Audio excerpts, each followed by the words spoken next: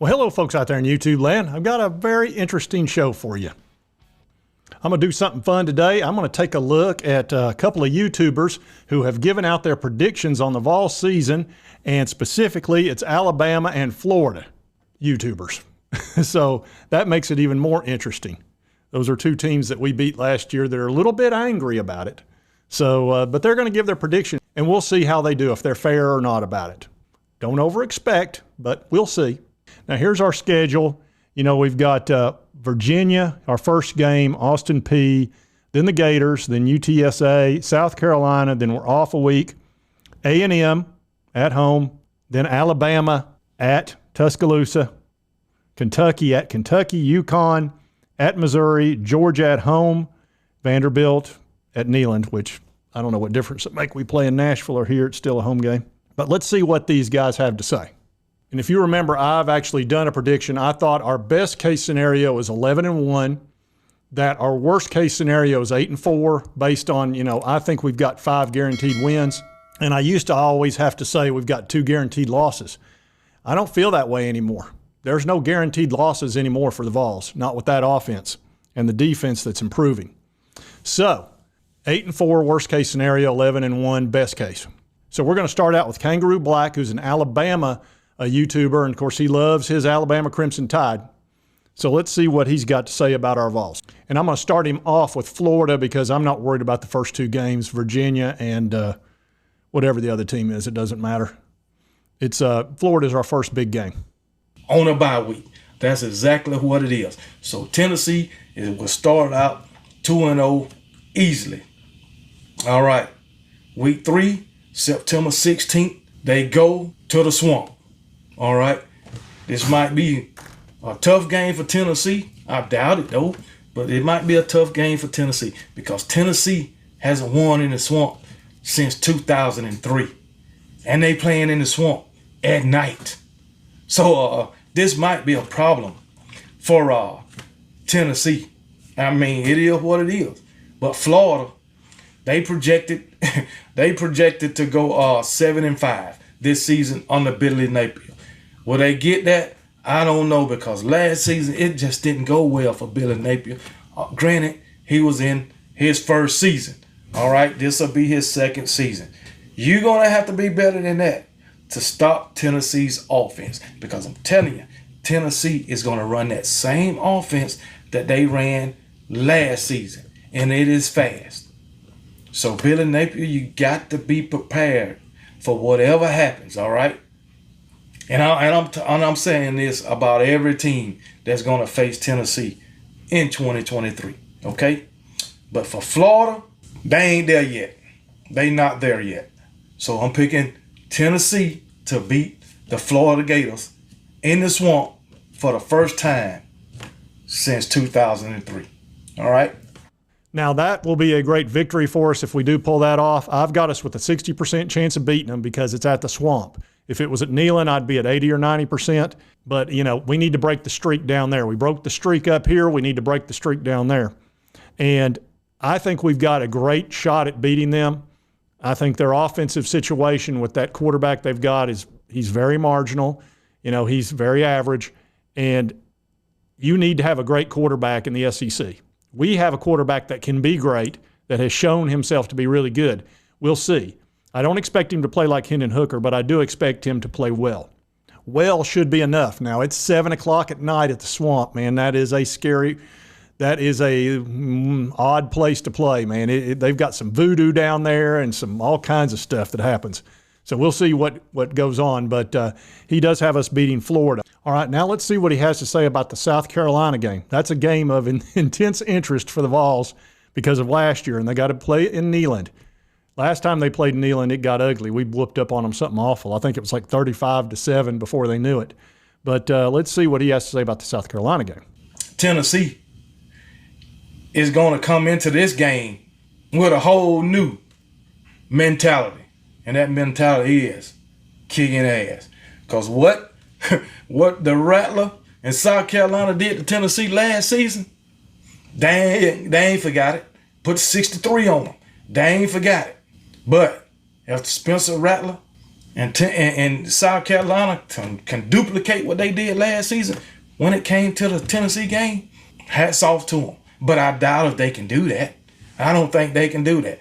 I don't think they can duplicate what they did last season against Tennessee. Spencer Rattler was playing out of his damn mind, putting everything on the money.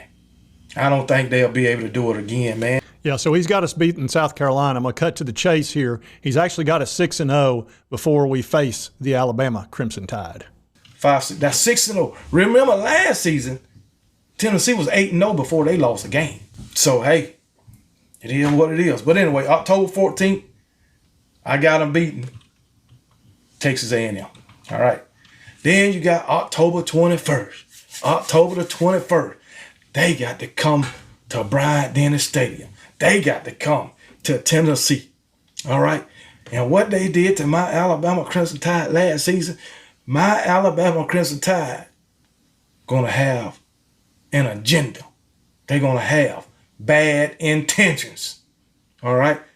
But anyway, let me get off my soapbox. All right. But anyway, they beat Alabama last season, 3 points. They Jalen Hyatt and Henry Hooker had a field day with Alabama secondary last season. All right. They still pulled, they pulled out the win, even though the game could have easily went the other way. But it didn't. Tennessee got their win. They acted fool, tore down the goalpost and every damn thing else, and they still talking GBO. Go big on. It's all good. It's all good. This is going to be a tall order for those Tennessee Volunteers to come into Bryant-Denny Stadium under the lights at night and get a win against my Alabama Crimson Tide. It's going to be a tall task. And remember, last season was first time they beat Alabama.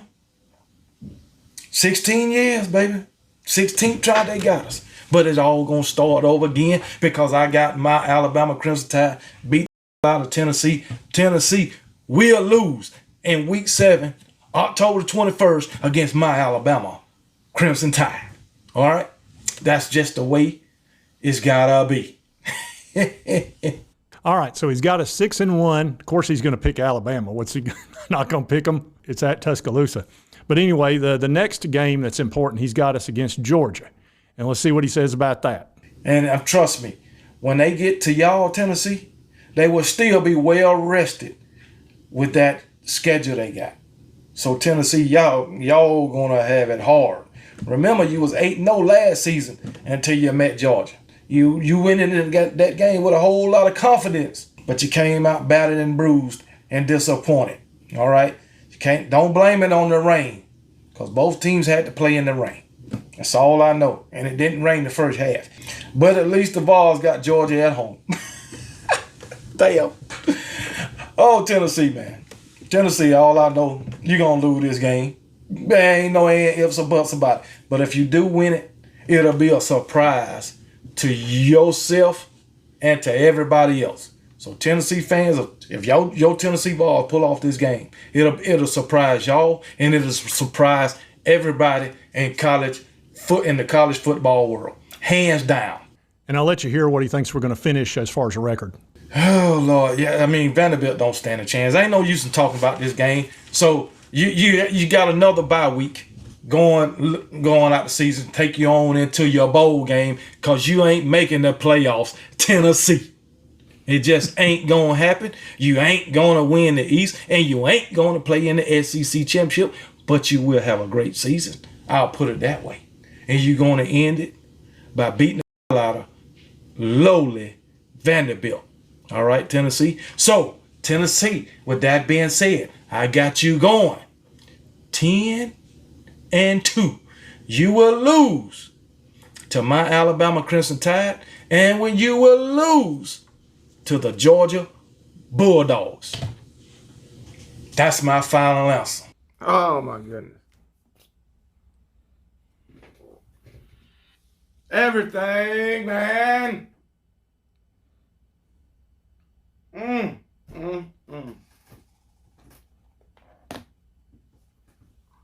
We lost to Tennessee. Oh, God. He lost to Tennessee. I mean, oh, God. We had it in the grass, man. We had it. Oh, my goodness, man. Tennessee, not Tennessee.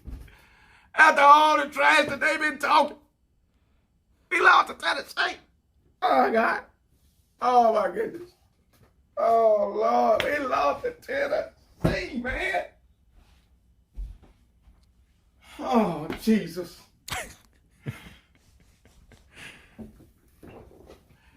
Oh, Jesus. This damn defense. That's what probably a lot of people think. A lot of people think they're going to be 10-2, 9-3. I think 9-3 is pretty much the average pick out there. He's got us 10-2. He was very impressed with the Vols last year, I think, and he certainly felt the wrath of that offense.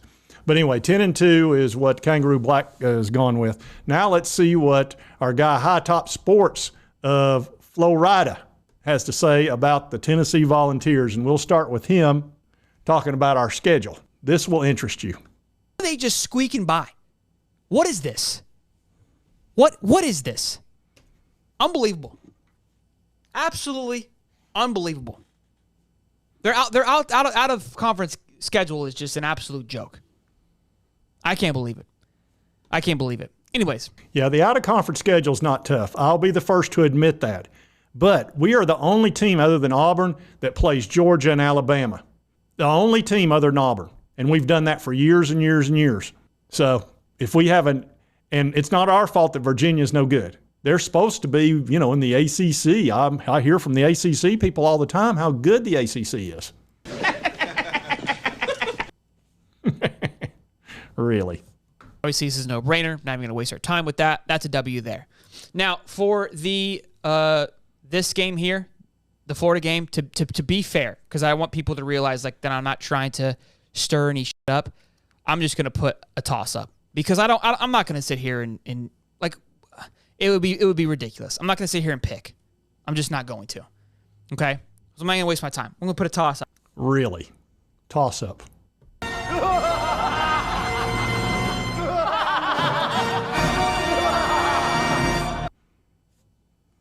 You got to be kidding me. You've got to pick. You got to pick. You can't just put toss-up on a Florida-Tennessee game at the Swamp. You haven't beat you in 20 years, and you're not going to put a L there? That's very telling right there. That is very telling. This is a guy that's very in the know with Florida Gators. He covers it every single day. He must not be feeling real good about that quarterback room because I promise you this, if Danny Werfel was a quarterback and Steve Spurrier was the coach, or take your pick on some of the other ones, he'd be putting an L right there. I can guarantee you that. So I don't know. He's trying to be all neutral. I don't know. Anyway, I had to say something. You can't just put toss up and I'm going to go, oh, well, that's fine. No, it's not fine. It's not okay. All right, so now we're going to move to his choice on the South Carolina game. This might surprise you a little bit. To be cocked and loaded this year, and I got to go with the Cox here on this one. I just think they're dialed in. I think Rattler's going to have his best year he's had, which isn't going to be much, but it's going to be his best year, and I think they get it done. I don't agree with that at all. There's just no way Carolina's coming up to Neyland and putting a kicking on us. No. It won't be like that. And I hope it's a night game. Oh, be a night game. Oh, he got me mad. I almost like it. Anyway, I totally disagree with that choice. Let's see what he thinks about Alabama. Alabama's an interesting one. I feel like there's the noise. I'm just going to put the L there. The noise has been really weird for Alabama this year. I don't know how, the quarterback room is very, unorthodox. I know they took the kid from Notre Dame, but I saw, the rating the quarterbacks, they didn't even have him as number one, the starting guy. So I don't know. But obviously, Saban always finds a way, and I think until he doesn't find a way, you always got to trust in Bama. This game is circled on Saban's calendar. They're playing in Alabama this year. They don't get that home field advantage. You rush the field against Nick Saban, they probably get absolutely blown out in this game, to be honest with you. They're going to get absolutely clapped here. So you can see later on that one, boys and girls, they're getting smoked. They're getting the absolute smoke show from Roll Tide there. We'll see. I know Alabama's feeling the anger and a lot of revenge. We'll see how it goes. I don't see us getting clapped, though. I don't see anybody clapping us. I just don't. But let's see what he says about Georgia. Now, it isn't Tennessee. It isn't Tennessee. You could almost throw a T on this game. You could almost throw a T on this game because it is going to be in Tennessee. And look, Tennessee is an incredible football stadium to play in. It's insane. I would choose that over Death Valley for LSU, the real Death Valley. But yeah, this game's definitely going to be an L here. But look, it could be that game where they storm the field, like that Bama situation. Very, very well could be. We'll see. All right, as you can see here, he's going to put the W. If they lose, there it is. So he's got us 1, 2, 3, 4, 5, 8, 3 losses, and then 1 tie or toss up. So since he's too nervous to hit the Florida one or doesn't feel comfortable enough at the Swamp, I'm going to go ahead and put the W there. So we'll be 9-3 in his book. He would disagree, of course, which is fine. But anyway, so he's got us 9-3. Kangaroo Black's got us 10-2. I've got us anywhere from 11-1 to as low as 8-4. It could fall anywhere in there. But I like the fact that I think our floor is 8 and that our ceiling's 11. I like that just fine. You know, last year I had us 9-3 and we wound up being 10-2. So I was in that 9-3 was optimistic. You know, we were coming off 7-6 or whatever. So I just thought it'd be interesting to see what the other folks in the SEC that cover these things very closely. And you know what? It's not terrible. I mean, they're showing respect. For an Alabama man to come out 10-2, that's some respect. And then Florida, who they're not happy down there. I can't understand why the Notre Dame guy didn't go to Florida. Why didn't he transfer down there? He could have probably been the starter pretty easily. That I don't get the quarterback situation at Florida. I just don't. That's not some hack team. I just don't get why they're struggling to get a quarterback. Anyway, I just thought it'd be fun to go over that and let you kind of see what the other folks in YouTube are thinking about the Vols coming up. And hey, look, 42 days, I think it is. I'm going to launch this tomorrow morning, so about 42 days, I guess. If you like this content, be sure to hit that like button. Let's be able to continue to cover the Vols and all our SEC opponents and all the folks that talk smack and all that. Of course, you know I've got to do that. If you haven't subscribed, it's on your right, my left. Just hit that little button. I would appreciate it. And right over here's the most recent video. Be sure to check that out because YouTube thinks you'll love it. And we'll see you next time on Sports Talk Jay.